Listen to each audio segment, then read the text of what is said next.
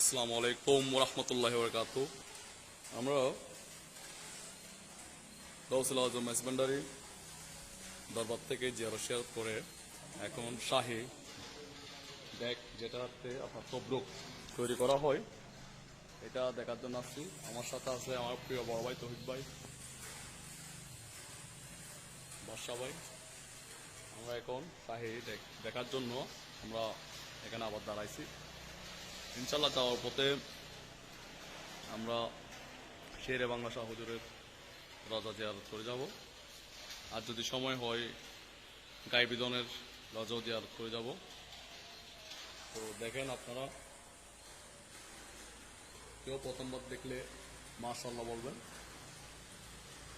বিশাল একটি ব্যাগ, যেরকম আপনার